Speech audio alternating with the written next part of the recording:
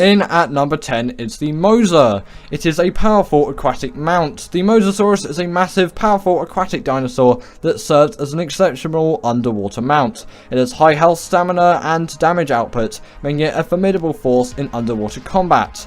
Underwater exploration. With its ability to navigate underwater depths, the Mosasaurus allows players to explore the ocean depths safely. It can travel quickly and cover vast distances underwater, which is particularly useful for reaching underwater caves and high resource rich areas. And for combat superiority, the Mosa's high base damage and health make it a dominant force against other aquatic creatures, including other formidable predators like the plesiosaur or the Lixichthes.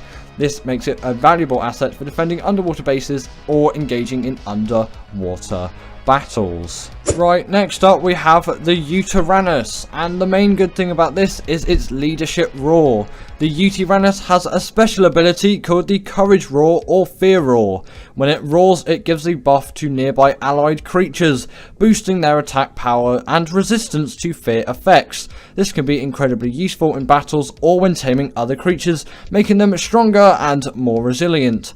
Then they also have utility in battles, due to which Courage Roar ability, the Yutyrannus becomes a valuable asset in battles against other creatures or players. The buff it provides to nearby creatures can turn the tide in challenging encounters, making it a significant asset in PvP, player versus player, or PvE, player versus environment scenarios. It also plays a role in taming assistance. When taming other creatures, especially those that are difficult or have torpor-inducing effect, the Yutyrannus can help by buffing the taming creature's damage output and resistance, making the taming process safer and faster. While the Yutyrannus can't fly, it can be ridden and controlled. Its decent speed and ability to provide buffs while being riding make it a versatile and valuable mount for various situations. And it also has pack buffs. When used in conjunction with other creatures, the Yutyrannus' buffs can stack onto other pack leader creatures, amplifying the bonuses give to the allied creatures, creating a formidable force. Next up we have the Argy. Firstly, to do with transportation, the Argy has a decent flight speed and stamina, making it a reliable creature for transportation. It can carry out a considerable amount of weight, allowing players to transport resources, creatures, or even other smaller dinosaurs across long distances. Combat utility. While not the most powerful combat creature, the Argy is quite effective in battles due to its decent health pool, stamina, and melee damage. Its ability to fly allows it to attack from the air, making it useful for hunting, defending, or even assisting in taming other creatures. Resource gathering. Argentavis can be trained to harvest various resources efficiently. They're particularly good at gathering renewable resources such as hide, meat, and organic polymer from certain creatures. With their ability to carry large amounts, they can expedite resource gathering trips. Its ability to carry other creatures in its talons makes it useful for taming or relocating smaller creatures. This feature is especially handy when players want to tame creatures in challenging or dangerous areas and then transport them to a safer location for taming. Accessibility. The Argy is relatively easier to obtain compared to some of the other flying creatures in the game. They're commonly found in various regions that can be tamed using a variety of foods, making them accessible for players at different levels. And base defense and utility. Due to their decent combat capabilities, Argentavis can be trained and used to defend a base or assist in resource gathering around the player's settlement, providing them an extra layer of security. In at number 7 is the Theri, and the first thing we can say is its gathering efficiency. One of the primary reasons for the Therizinosaur's popularity is its outstanding gathering capabilities. It excels at gathering a wide variety of resources such as wood, thatch, fiber, berries, and rare flowers efficiently. This makes it a valuable asset for resource gathering, especially for wood and thatch, which are essential building materials. Combat prowess. The Therizinosaur is a formidable combatant with high base damage and a rapid attack rate. When properly leveled and equipped, it can be effective in both defensive and offensive roles. Its ability to gather resources also makes it easier to collect the materials needed for saddles and gear, enhancing its combat capabilities further. To do with decent health and versatility, Therizinosaurs have a good base health pool, making them durable in battles, and additionally, they can be bred for higher stats, making them even more resilient. Their versatility in both gathering and combat makes them a desirable choice for many players. herbivore and berry gathering. With its ability to efficiently gather berries, the Therizinosaur becomes valuable for players needing large quantities of berries for taming herbivores, creatures, or crafting consumables. Kibble production. They have the ability to collect large amounts of eggs from various creatures, making them ideal for egg farming and kibble production. Kibble is an important resource for efficiently taming higher tier creatures. In at number 6 we have the Spino. It is a powerful all-rounder. The Spinosaurus is a well-rounded creature with a high base damage, health and speed. Its versatile stats make it effective in various situations including combat, resource gathering and exploration. It is an excellent swimmer. Spinos are able to move swiftly through waterways and traverse both shallow and deeper waters without issue. This amphibious nature allows them to excel in aquatic environments and explore underwater areas. The gathering capability makes them a proficient gatherer, especially for specific resources like meat and hide. Their attacks yield substantial amounts of meat and hide from any creatures that they defeat, making them valuable for collecting these resources efficiently. They also have combat superiority. Again, Spinos are powerful combatants with a unique attack animation that covers a wide area, allowing them to deal damage to multiple enemies at once. Their high base health makes them formidable opponents in battles against both land and aquatic creatures. Also, they have accessibility and a taming ease. A Spino can be found in various regions across the Ark map, making them relatively accessible to any kind of Ark player. While they might require some effort to tame during their strength, they can be tamed using meat, fish, and become valuable assets once tamed. Despite their large size, Spinos move relatively quickly, both in land and in water. This agility allows players to maneuver effectively during combat or exploration, making them useful for travelling across different terrains. And Spinos are often used in boss fights due to their high damage output and durability. Their versatility makes them suitable for various boss encounters, adding to their value in high-end game content. Overall, the Spinosaurus' combination of high stats, versatility, speed, combat prowess, and resource gathering abilities make it highly sought after and a valuable creature in Ark Survival Evolved for both solo players and tribes. In at number 5 we have the Megalodon, and the main thing they have is the Megalodons are relatively fast underwater and have good stamina. They allow players to explore the ocean depths and travel across water bodies efficiently. They can serve as reliable mounts for underwater exploration due to their speed and maneuverability. Also, in the early to mid stages of the game, before obtaining higher tier aquatic mounts like the Mosa or the Plesio, the Megalodon can be a valuable aquatic mount due to its moderate strength, ease of taming, and availability in various parts of the map. However, compared to some of the larger aquatic creatures like the Mosasaurus or the Plesiosaur, the Megalodon might lack in raw power and durability that the higher tier creatures possess. As players gain progress in the game, they might not opt for a less potent creature like the Megalodon. So why AI did you put this thing in at number 5 and the Mosa in at number 10? You really don't make sense. Well, ultimately, the Megalodon might not be as powerful as some other aquatic creatures, but its speed, accessibility, and early game utility make it like the best. It says the best ocean tame. Next up, we have the Golem or the Rock Elemental, and the main thing they have is durability and tankiness. Rock Elementals can possess an incredibly high base health pool and natural armor, making them one of the most resilient creatures in the game. They can absorb a significant amount of damage from both creatures and structures, serving as formidable tanks in battles or as defenders for bases. They also are potent attackers capable of dealing substantial damage to both creatures and structures. Their rock throwing ability allows them to attack enemies from a distance, making them an effective siege creature in raiding scenarios. They also have the ability to gather large quantities of stone and similar resources by smacking rocks with their attacks. This makes them invaluable for resource gathering, especially for stone, flint and metal, which are essential for crafting and building. Placing a rock elemental within a base can act as a significant deterrent for potential attackers. Their immense health pool and damage output make them powerful defenders against raiders or hostile creatures.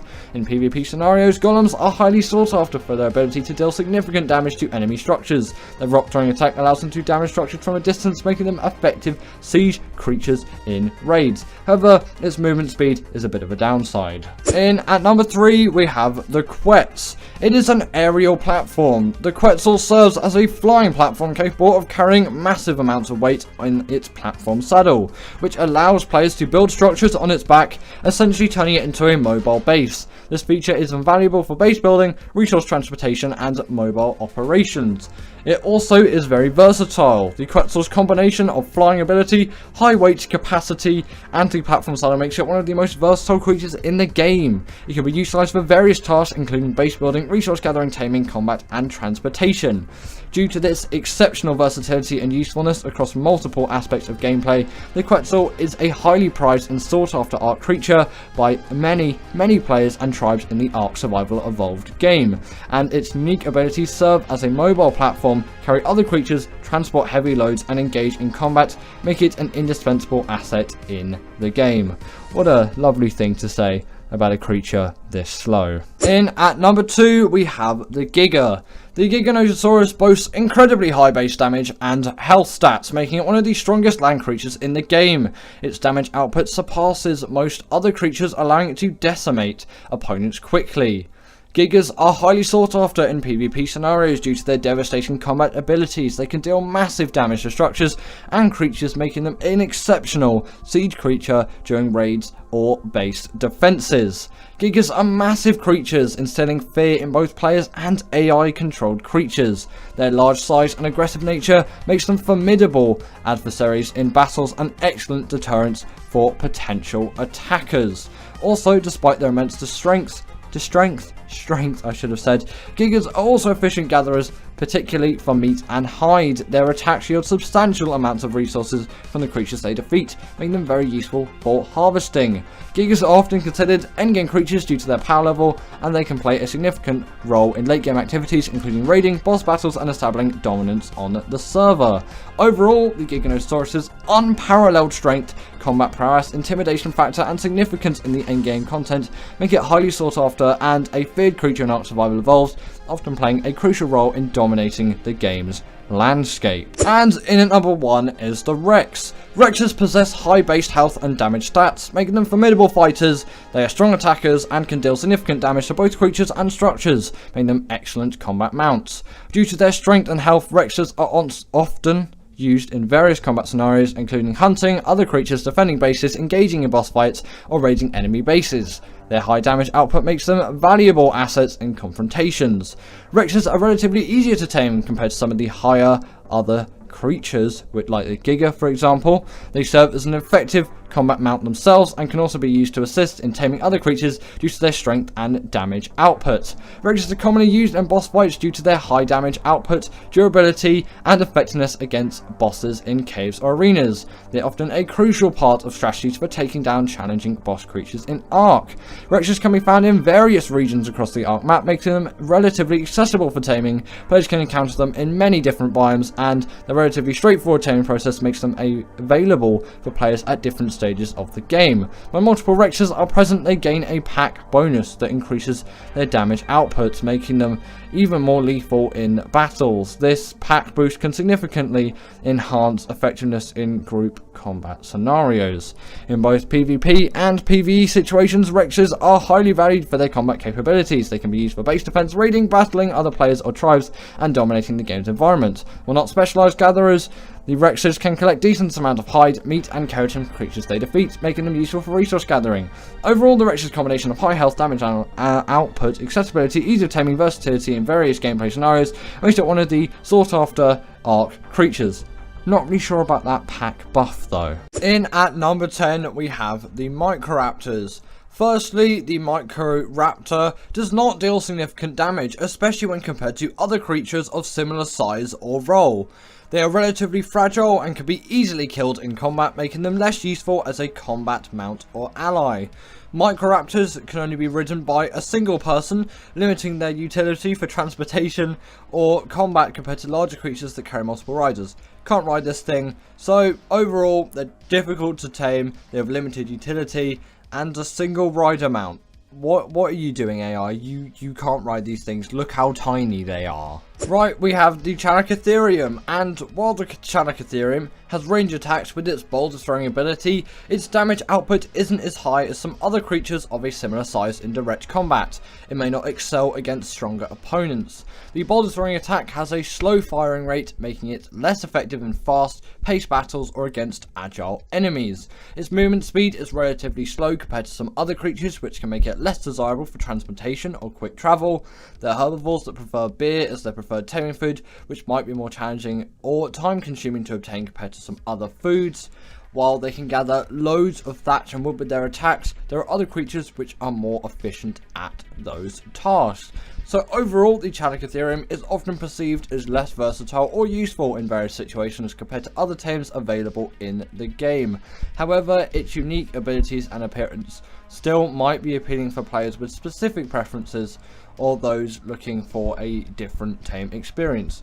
Now, just from personal experience here, yes, the beer is a little bit of an odd thing to tame it with, but if you learn that boulder ability, it can be an extremely useful one, and its damage and movement speed, as far as I'm concerned, are pretty good. So AI, I think you got it a little bit wrong on that one, but overall, I guess it kind of makes sense why this creature's on the list. Next up, we have the Oviraptor, and firstly, they're not strong combat creatures, and they lack significant offense or defense capabilities, making them less useful in battles compared to other tames. And also, the primary benefit of an Oviraptor is the ability to increase nearby egg laying speed and reduce egg incubation time allowed for dinos. However, this utility might not be as essential in every player's gameplay style or progression.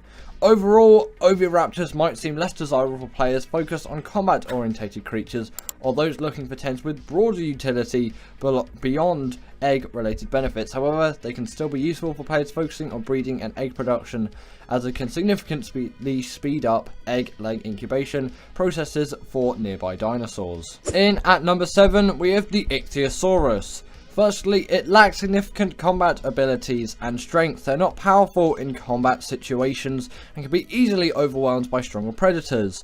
They have relatively low health and defense stats, making them vulnerable to attacks, especially from larger and more aggressive ocean creatures.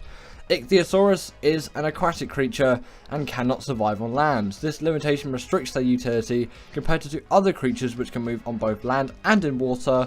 They also have a limited carry weight, which means they can't transport much inventory for resources, reducing their ability for hauling items.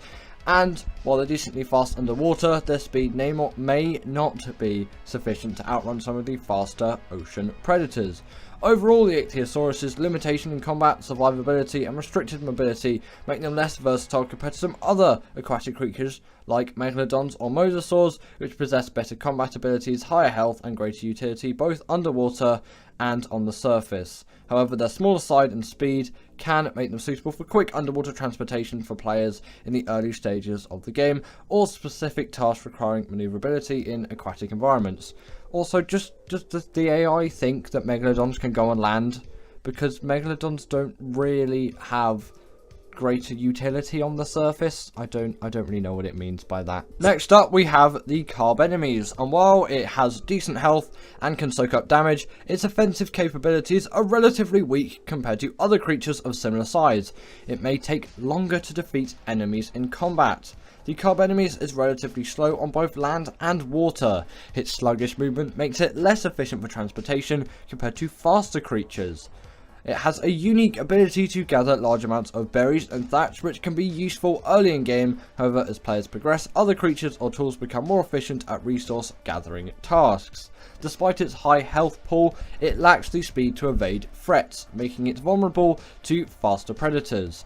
While it has a saddle and can carry items, its low movement speed and carry weight limit its use for transporting resources.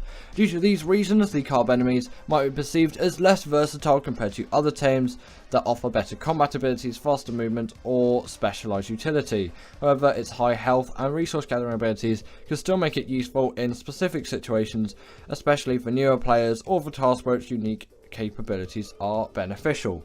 So, like, why are you putting this on the worst art creatures list? And you're going back on all the points here.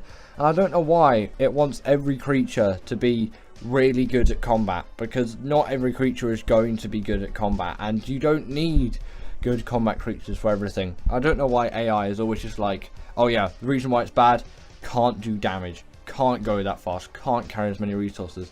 Because the Ichthyosaurus, great mobility, I don't really know what to talk about there. And with the Cob enemies, it's pretty good at transporting resources. It's got a very decent weight stat. In at number 5 is the Paki.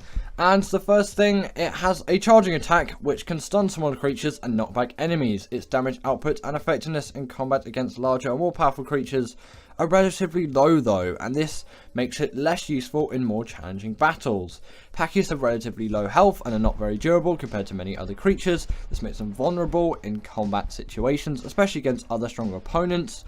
Beyond its charge attack and some minor gathering abilities such as collecting thatch, Pakis do not offer diverse or significant utility compared to some other tames. While they're relatively fast on land, their speed may not be sufficient for efficient transportation compared to other faster creatures available in the game. Pakis are small creatures with limited carrying capacity, which can make them less practical for holding large amounts of resources. Due to these factors, the Paki is often perceived as less versatile or less useful in various situations compared to other tames available in the game. I feel like it says that sentence a lot, by the way. However, some players might still find them interesting or useful for specific tasks or personal preferences, especially in the early stages of the game. I just feel like that ending part for most of these creatures are just like, well, they can still be useful for specific players. Maybe not with the Paki though. In at number 4 we have the Dimorphodon, and before we get any further, I completely disagree with this placement. Dimorphodons are small and relatively fragile creatures. They can be easily killed in combat situations due to their low health and defense, making them very vulnerable to attacks. While they can be effective in groups due to their ability to swarm enemies and deal damage collectively, individually their attack power and survivability are quite low. So due to these factors, they're perceived as less versatile or less useful. No, these things are amazing. They deal so much damage, and they deal rider damage even if they're on a mount. It's amazing. Right, this may not be Syntech's favourite, but in at number 3 we have the Galley. The Galley has weak combat abilities and relatively low health, making it unsuitable for fighting against most predators in the game. It's more of a passive, non-combative creature. It's relatively fragile and can be easily killed by larger predators if it gets into combat situations, further limiting its survivability. While it has decent speed, its carrying capacity is limited. This makes it less efficient for transporting resources compared to other creatures that are faster and can carry more. And like the Galley's carry weight actually isn't that bad when I think about it. And what creatures are really faster than the Galley on land? Yes, flyers faster, but on land this thing is one of the fastest out there, so a bit off with that one, in my opinion. It's also a herbivore, so it lacks the ability to gather resources efficiently, unlike some other creatures that excel at gathering specific resources. Okay, a bit of a useless point. Either way, the main advantage to the Galley is its speed, which makes it one of the fastest land creatures in the game. However, its speed might not compensate for its lack of combat ability or utility for some players' needs. You're not going to tame the Galley if you want a combat creature. You can tell they're wimpy at combat just from their design and just how little health they have. Like, if you use trank arrows on this thing, most of the time you're just going to kill it. Like, end of. So you kind of want trank darts for it. So, end of, really. Their health is wimpy. You're not really taming that for that. You're taming it for the speed. And because Syntech told you to. Either way, due to the reasons, the Gallimimus may be perceived as less versatile or less useful in various situations. Again, the AI is saying the same thing at the end, so I'm not going to reiterate. The Galley is in at number 3, I guess. In at number 2, we have the Pego. The first one which, I actually agree with this one.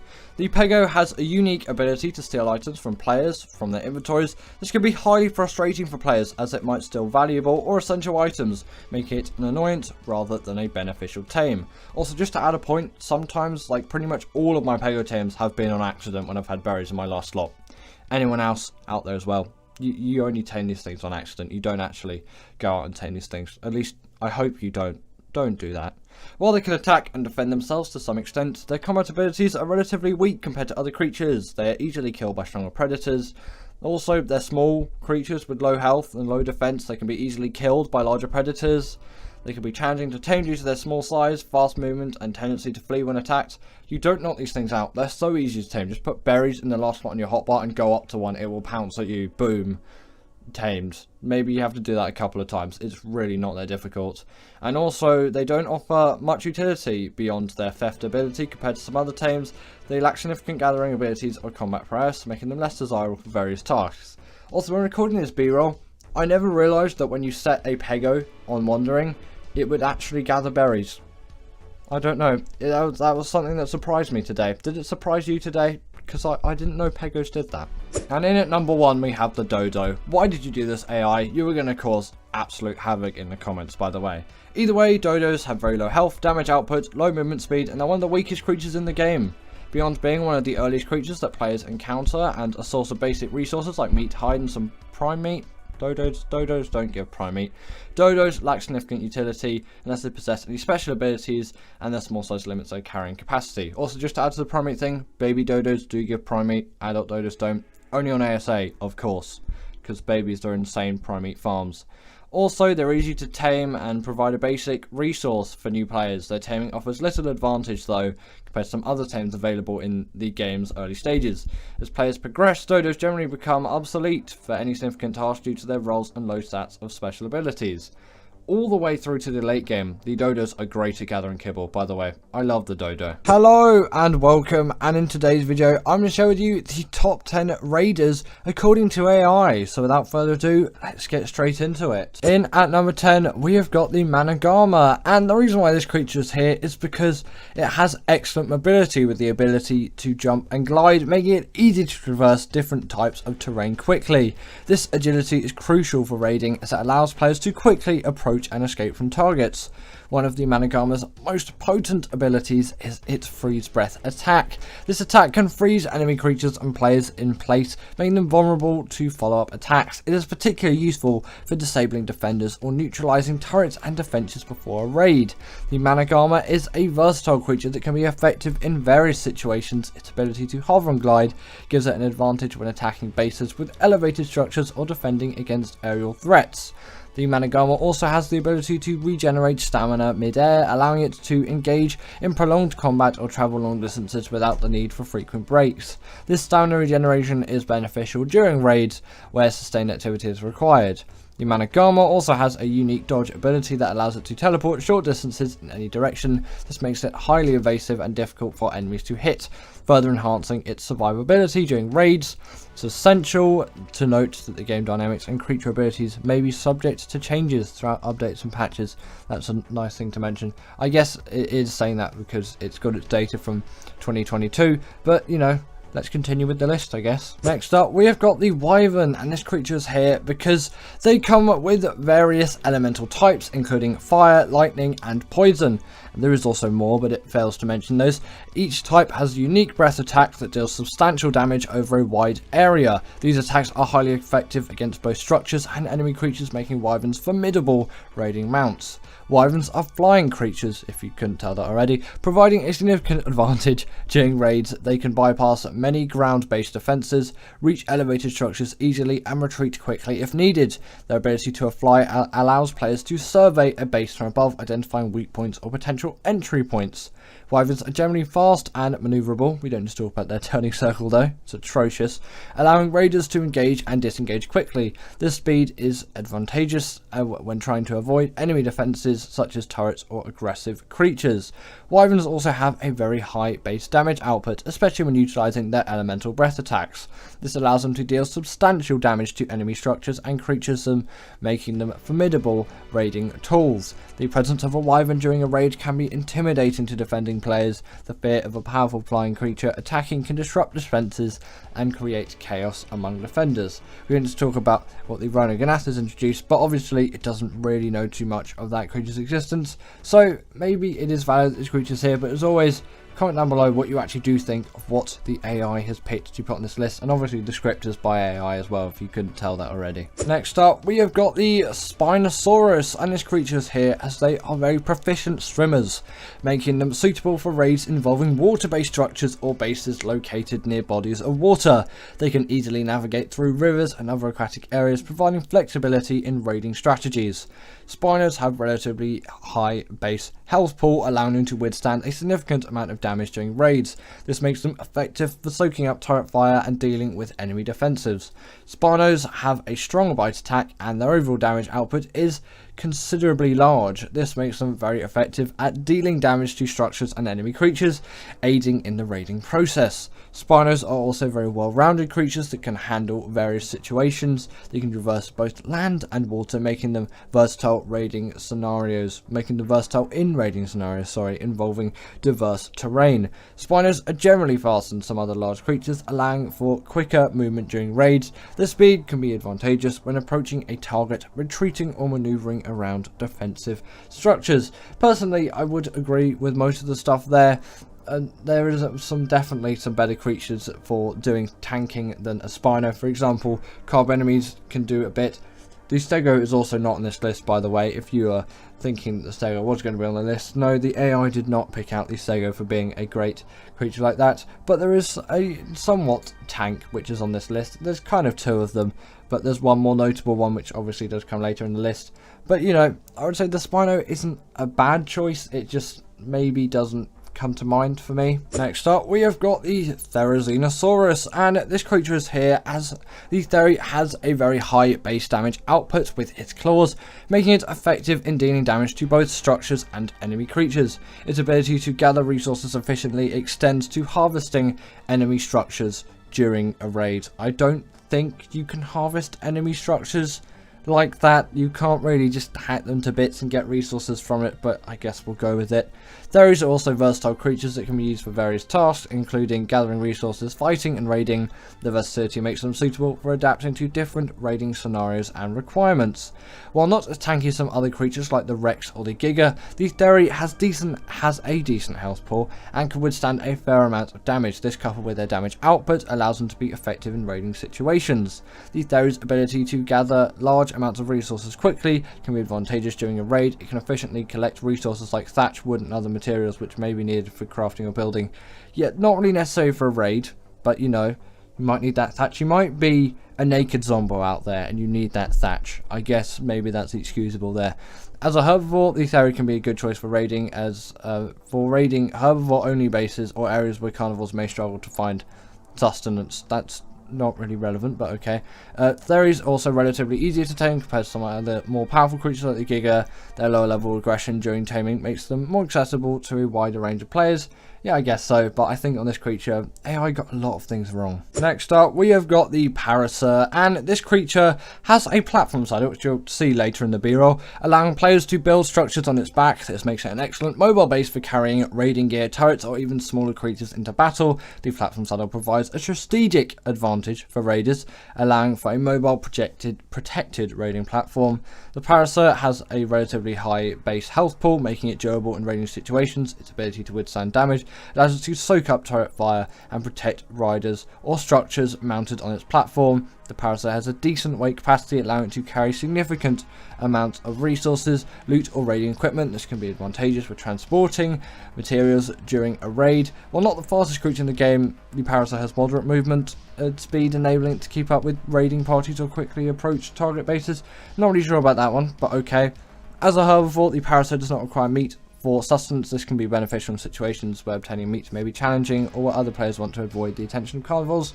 Not really relevant again, but you know, that's the Parasaur, I guess. Again, it kind of gets things a bit wrong with the herbivores. In at number 5, we have got the Golem, and this creature is here as they have an exceptionally high base health pool, making them excellent tanking creatures. And this is actually where I would definitely agree with the AI. Their ability to withstand a significant amount of damage allows them to soak up turret fire, I don't know what FICA is, and endure attacks during raids. That's my mistake, by the way. That's not it spelling stuff wrong. It's got perfect English. The Golem's primary attack involves throwing large rocks at enemies and structures. This attack deals substantial damage over a distance, making it effective for damaging enemy structures and defences from a relatively safe position. Golems have natural armour made of rocks, which further enhances their durability. This natural armour reduces the damage they take from various sources, including firearms and melee attacks, making them even more formidable. The combination of high health, rock throw attack and natural armour makes Golems effective siege creatures. They can be used to breach enemy defence, destroy structures and disrupt defensive strategies. Golems also have a very decent weight, allowing them to carry large amounts of resources or loot required back during a raid. This can be helpful for transporting valuable items, and also they have resistance to explosive damage, making them less vulnerable to certain types of raiding tactics such as rocket attacks. This distance can be very advantageous. Largely, I'd say it's pretty decent on that one. Next up, we have got the Quetz, and this creature is here as they have a platform saddle, allowing players to build structures. Essentially, what it just said for the Golem repeated. Then also, being a flying creature, the Quetz will provide significant advantage during raids by allowing players to bypass ground-based defenses and reach elevated structures. This makes it easier to survey a base, plan the attack, and avoid certain defenses. The Quetzal has a very high weight capacity, allowing it to carry very heavy items, creatures, or large amounts of resources. Great for transporting after the raid is finished. The Quetzal also has very decent stamina, allowing for sustained flight and prolonged raiding activities without the need for frequent breaks. This stamina is essential for covering long distances during a raid and engaging in extended aerial combat. While not the fastest flying in the game, the Quetzal has reasonable speed. This makes it effective for quickly approaching target bases, dodging enemy fire, and evading threats. Maybe not quite to the speed that I think it's trying to get at, but sure, I guess. Also, the platform saddle allows for the placement of turrets, providing a formidable defense capability during raids.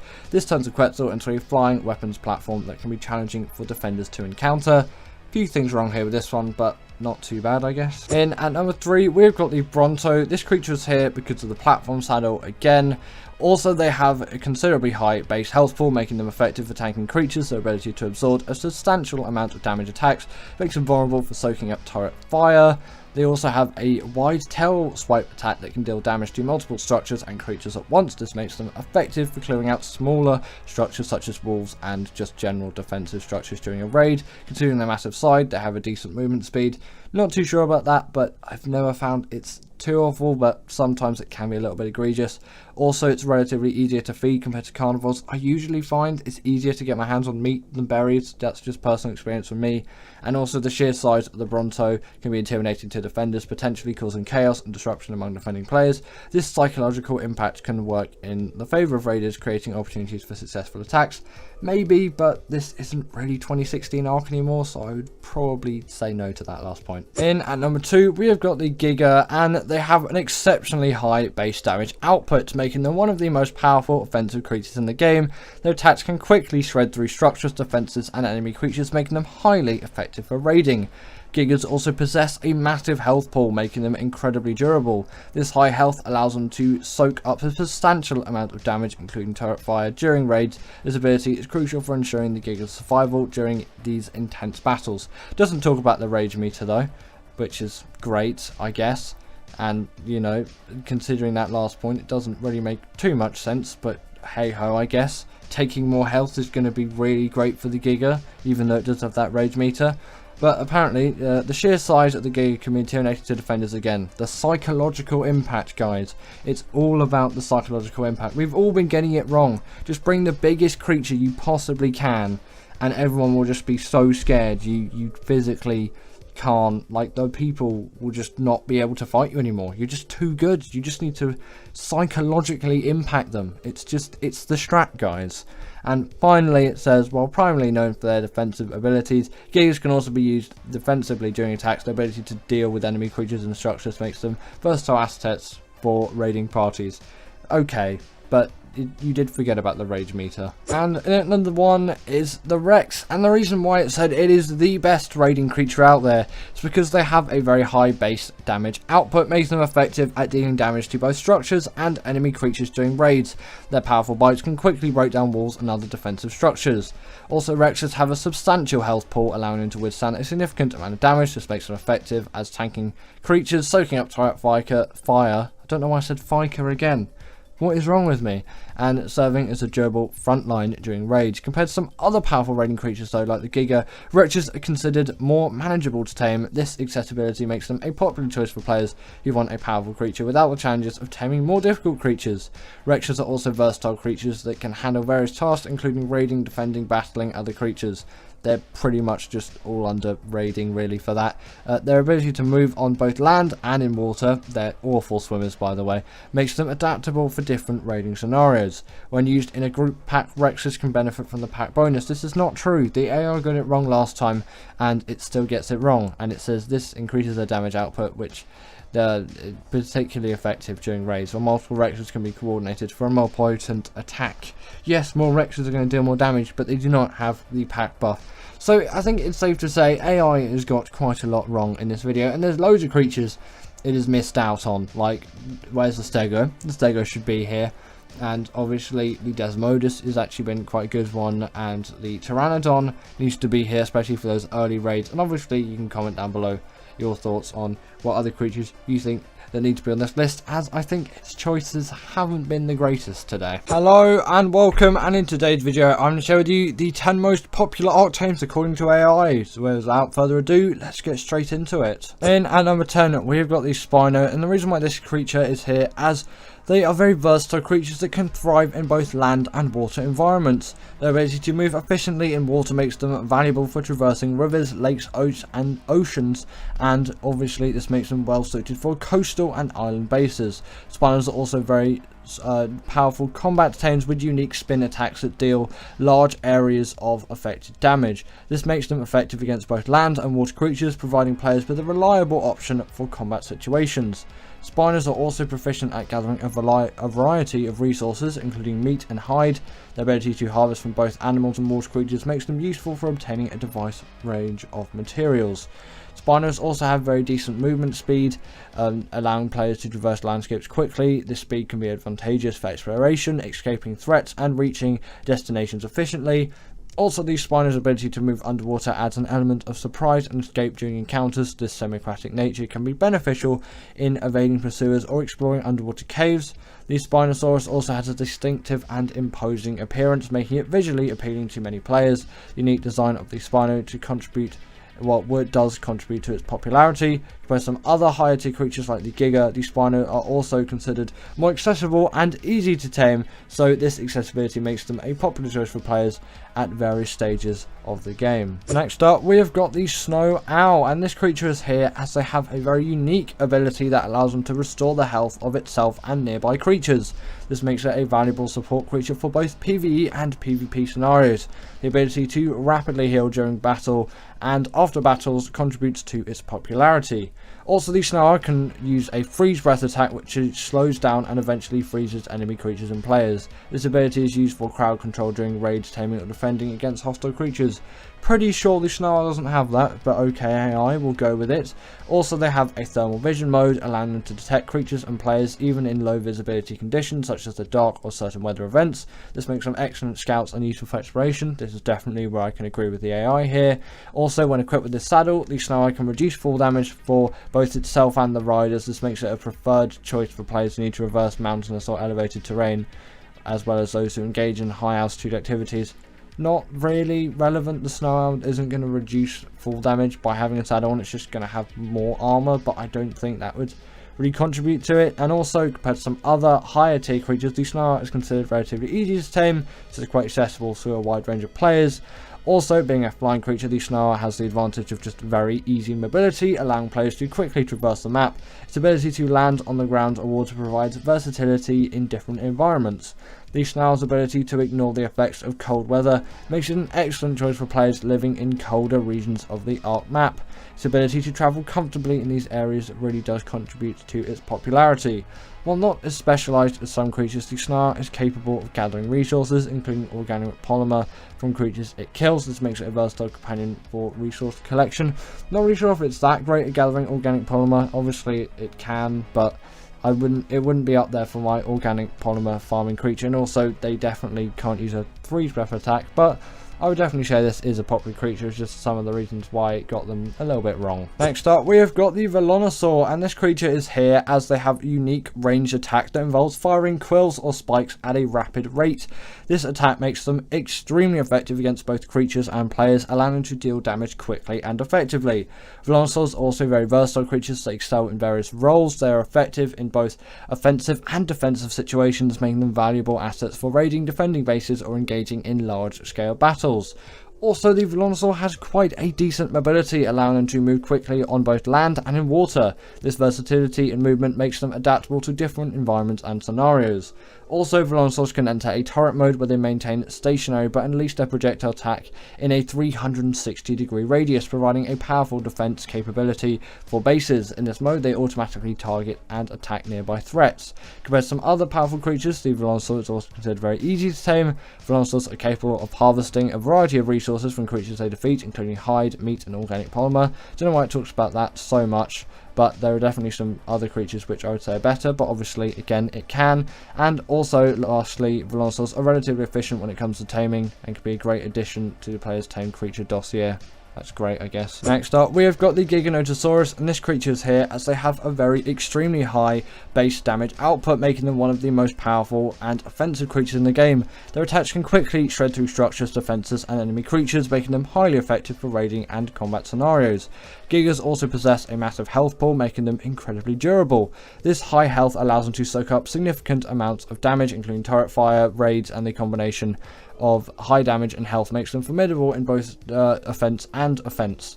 The Gigas also sheer size can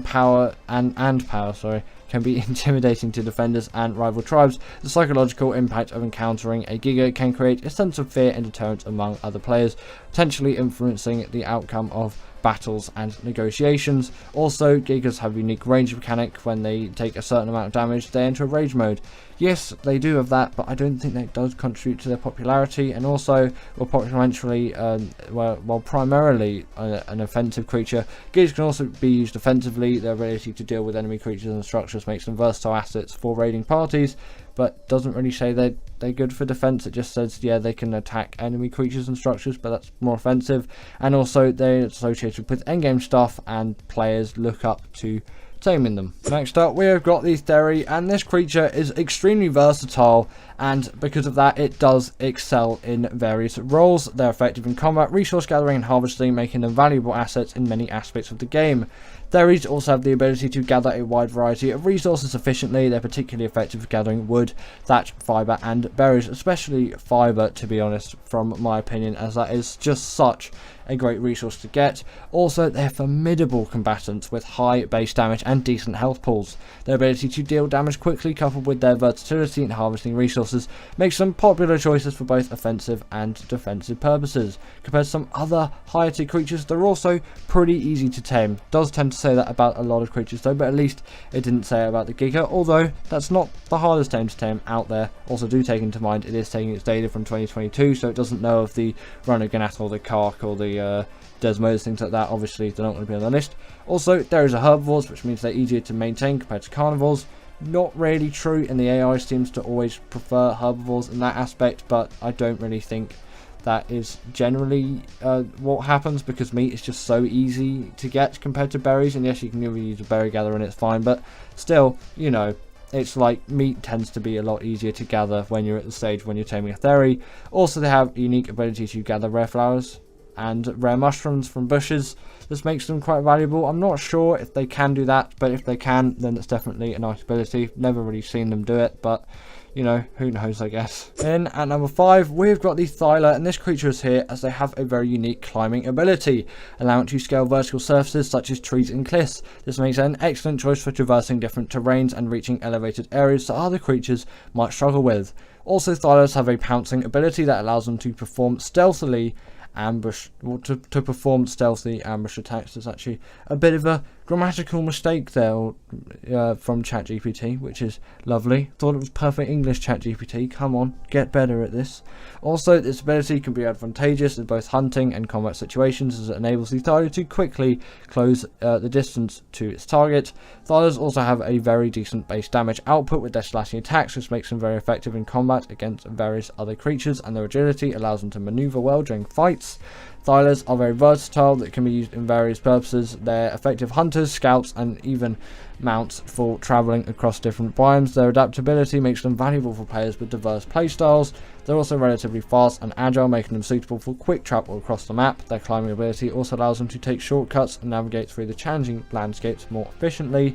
Thylas are also considered more accessible compared to some of the larger and more dangerous creatures in Ark. This makes them very popular as well. as they're quite reliable and versatile. Thylas can also be found in various biomes, including redwood forests and jungles. The ability to thrive in different environments that makes them suitable for exploration and survival in the different regions of Ark.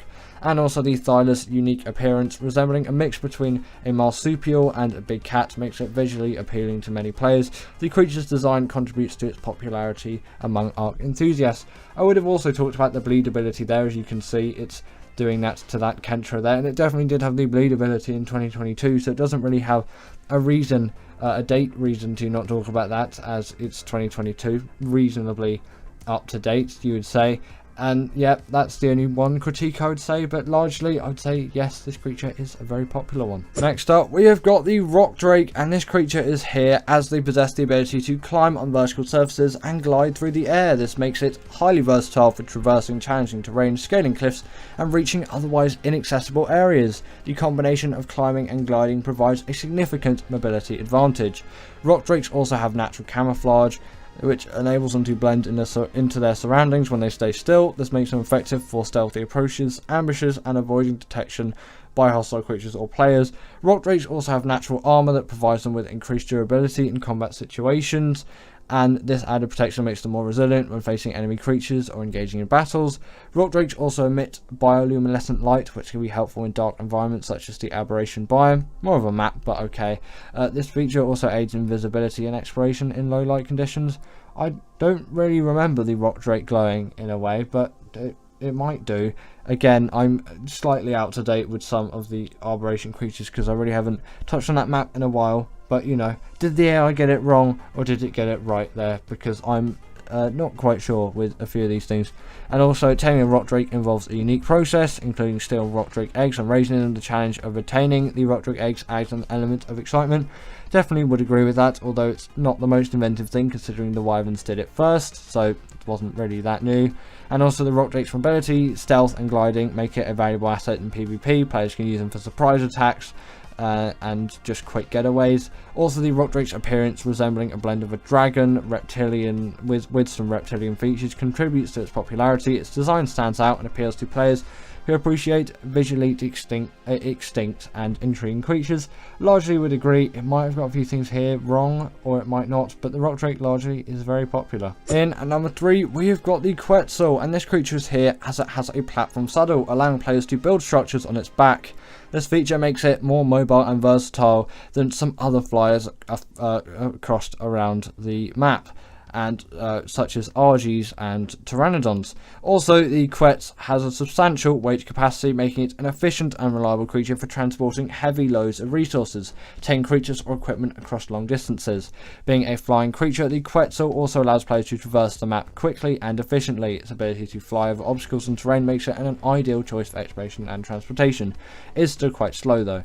The platform saddle of the Quetzal allows for the placement of turrets, turning it into a formidable flying weapons platform. This makes it a very popular choice for raids. They also have a very high stamina pool, enabling it to fly for extended periods. They can be relatively easy to tame compared to some other high-tier creatures. Definitely not if you're going solo, but I guess the net gun does exist now. And they also do provide a significant advantage during raids as they can fly.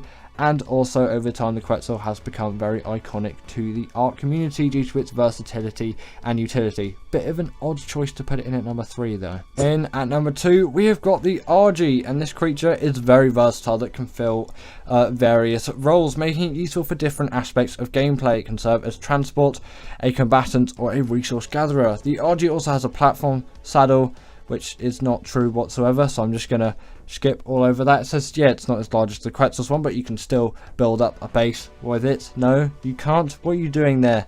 No platform saddle on the Argy. But the Argy does have a very substantial carrying weight, making it an excellent choice for transporting resources, tame creatures, or supplies over long distances. Its carrying capacity is valuable for resource gathering and logistical operations. The Argy also has a very decent stamina pool, allowing it to cover long distances without the need for frequent rests. The Argy is also a formidable combat creature. Its ability to grab smaller creatures in its talons and carry them over and drop them from a height, this makes it an effective predator. Also, its natural attack capabilities make it useful for defending against hostile creatures or players. Compared to some other flying creatures, the Argy is considered relatively easy to tame. It's just a very simple knockout one. The Argy can also be found in various biomes, including mountains, tundra and forests. And while not specialised for resource gathering, the RG can efficiently collect meat from fallen creatures using its attack. Also, they're commonly found at different parts of Ark, so it makes them quite accessible for players at various stages, and over time the RG has become very iconic. Bit strange that you won't talk about the smithy being in the saddle. It thinks the RG is a platform saddle, and that regen buff is quite iconic as well. But, you know, it does make sense. It just put it here for some of the wrong reasons. And finally, AI decided that the most popular Ark creature is the Rex, as it has a significantly high base damage output, making it a very formidable combatant. Its powerful bite deals substantial damage to both creatures and structures, making it valuable in various combat scenarios. The Rex also boasts a very large health pool, making it a tanky and durable creature. Its ability to withstand attacks makes it effective in soaking up damage during battles and raids. The Rex is also a very versatile creature that can be used in various roles, whether it's engaging in combat, defending a base, or taking on powerful bosses. The Rex's versatility makes it a popular choice for many players. Compared to some other high tier creatures, the Rex is also considered relatively easy to tame. Its passive taming nature and the availability of kibble are the preferred taming foods, making it accessible to players at different levels. When multiple Rexes are used in a group, they benefit from a pack bonus that increases their damage output. This synergy makes a pack of Rexes even more formidable. Don't know why it always says this. Rexes do not have the pack buff. ChatGPT, I should probably tell it one day, and maybe it will finally get it right. Also, the Rex is a preferred choice for many players in boss fights, especially the high level bosses. Its combination of high damage output, durability and versatility makes it a reliable option for tackling challenging encounters. Rexes can also be found in various biomes, so they're very accessible, and also their imposing size and fearsome appearance contribute to its effectiveness in both offensive and defensive roles. The psychological impact back from the last video, encountering a Rex in the wild or during a raid can create some sense of fear or intimidation. It's all about that psychological impact, guys. And again, apparently the Rex has also become very iconic, and I would agree with that, but you know, it's all about that psychological impact. Just all about the psychological impact. And give it up for our patrons, Ekaterina Puchkova and Karina Thorne, Dominic Maciejewski, sorry about that name, and everyone else that's on this list. All the people I've mentioned are paid members, and if you feel like that's something you want a shout out at the end of the video, go join the Patreon or become a paid YouTube member.